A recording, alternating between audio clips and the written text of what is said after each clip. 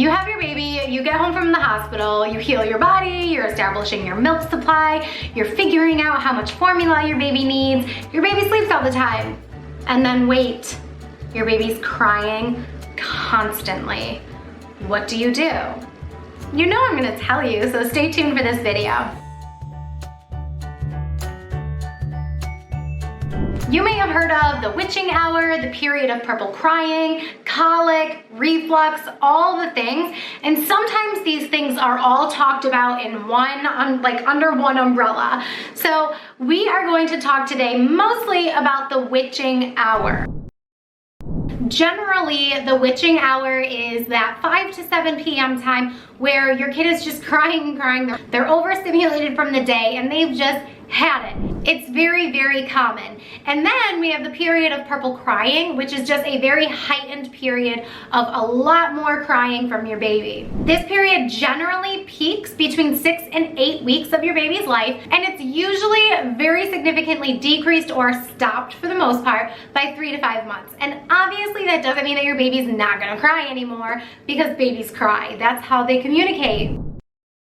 There's really no known reason as to exactly why this period of crying and heightened crying occurs, but I can probably guess that it's because your baby spent 9 months in your womb and now all of a sudden they're in the world, and first it was like, you know, the honeymoon phase, and then the honeymoon phase is over around 6 weeks and they're like, okay, this is my world, I have to live in it. And they're overstimulated. The days are very busy. They're very stimulating. If you would think about, you know, give or take 12 hours, if not more, of daylight, stimulation, voices, sounds, all the things around your baby, it's a lot. So there is generally a lot more crying in the evening, and I'm gonna share some tips with you on how to get through this witching hour.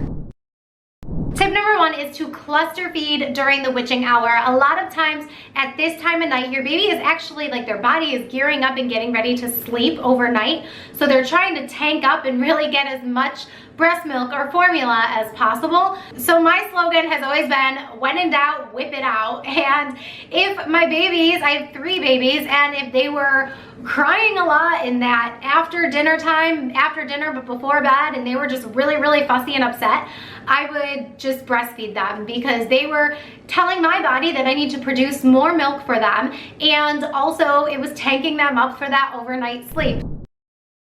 Tip number 2 is to have less stimulation. So another thing that I would do when I was going to feed my babies during this witching hour is take them upstairs to a dark, quiet room. Now, I'm not trying to get them to sleep. That's not the goal. It's not pitch black, but it's just dim.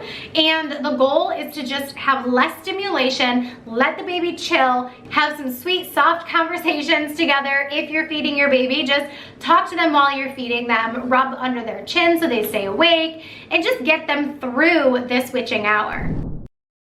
Tip number 3 is to baby wear. Now, a lot of times parents get really, really stressed out during the witching hour because maybe you're making dinner, maybe you're cleaning dinner, maybe you have older siblings who you're trying to get ready for bed or ready for school the next day. Maybe you have an older school-age child that has to go to a sporting event, but you have a baby who is really struggling with this witching hour. A really good thing to do is baby wear with, of course, your newborn needs to be facing in, and you can have skin-to-skin time while you're baby wearing, or obviously if you're out and about, you're not doing like skin to skin. But baby wearing almost always calms a baby down.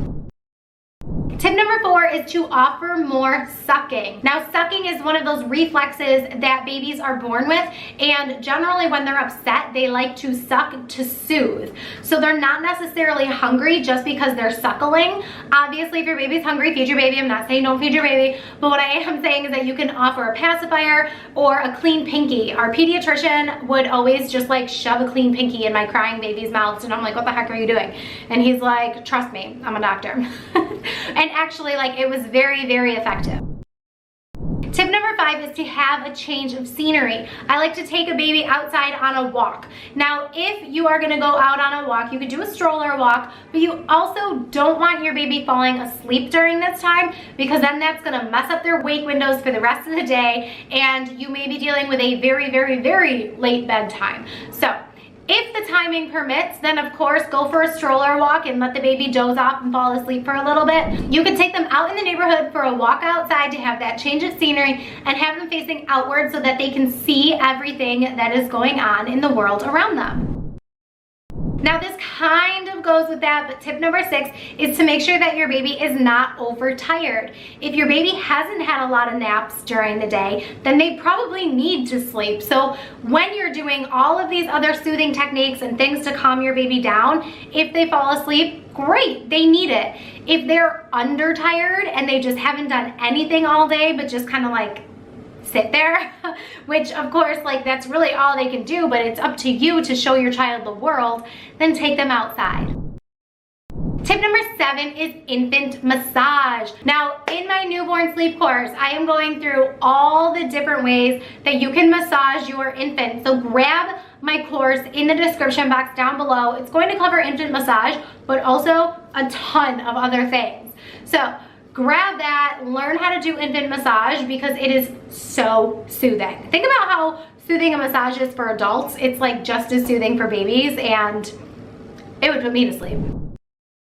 Tip number 8, I love this one. Take a bath with your baby. Yes, that means you're getting in the bathtub with your baby. You're having that skin to skin time. You're cuddling in a warm bath. If you're breastfeeding, go ahead and feed your baby in the bathtub.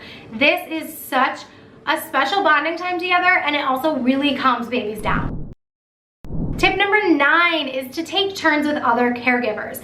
You may think that you have done everything to try and get your baby through the switching hour, but if you just need to take a break and step away, that's okay. Don't be afraid to ask for help. Maybe your spouse is hanging out with your older child. Maybe you have a neighbor that can come over and help out. Maybe you have a family member that can come over and help out. But ask for help, tag team, have somebody else take the baby, and take a break for yourself.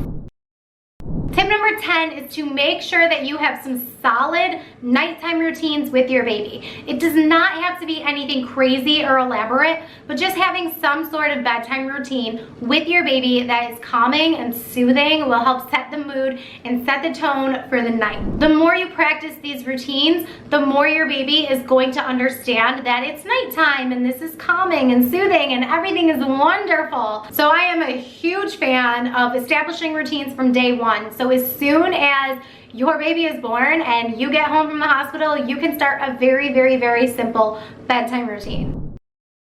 I hope that you enjoyed this video. Make sure you go down to the description box and grab my newborn sleep course. There is so much information about those first few months with your new baby. Click this button over here to watch more videos in my newborn baby sleep playlist. Click this button over here to subscribe to my channel for more videos, and keep blooming. Mwah!